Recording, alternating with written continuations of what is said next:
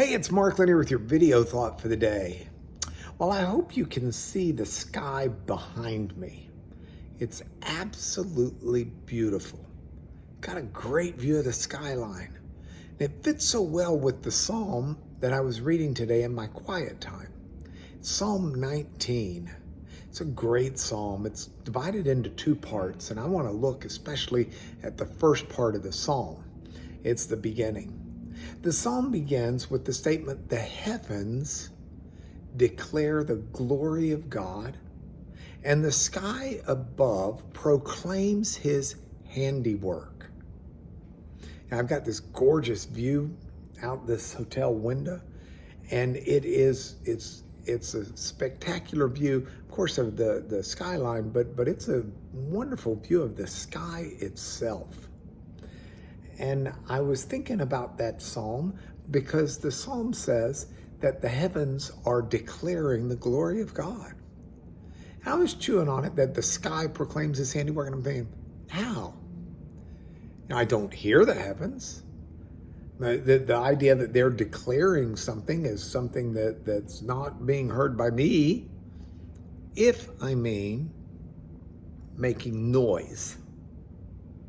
But the heavens and the sky are declaring God and his handiwork nonetheless, because they proclaim that an amazing God is responsible for something so beautiful, so wonderful, so constant, and so ever-present.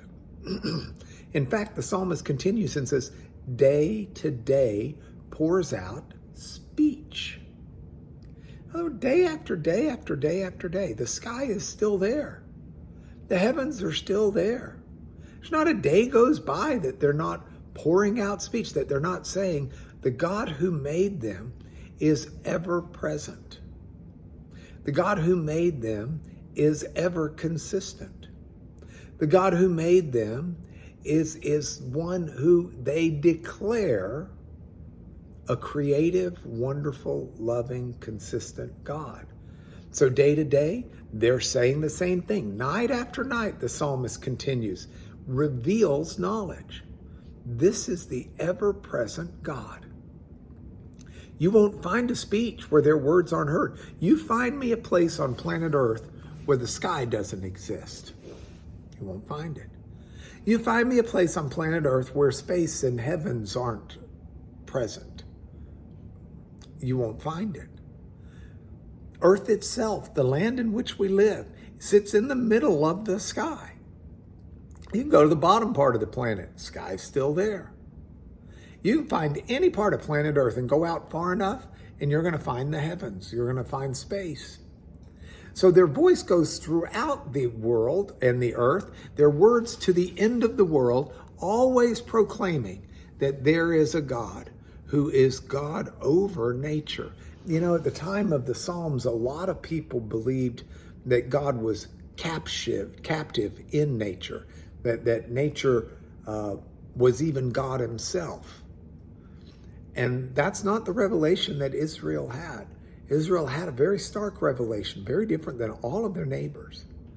It said God's not in the world world reveals the glory and declares the glory of God. You don't find God as the sky or God as the air or God as the heavens. God is above all of those. He created those, and they bring him glory and praise. So here's where I am today. Today, I can absolutely guarantee you, in fact, I don't care what day you're hearing this, watching this, I can absolutely guarantee you today that the skies are proclaiming the handiwork of God, that the heavens are declaring the greatness of God. They're there, they're speaking, period. What are you doing? What am I doing? Am I declaring the greatness of God?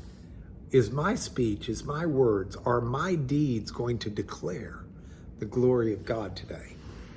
I hope so, and I hope yours will as well. We have no excuse not to be at least obedient as the sky. I'll talk to you again tomorrow, but this is your video thought for today.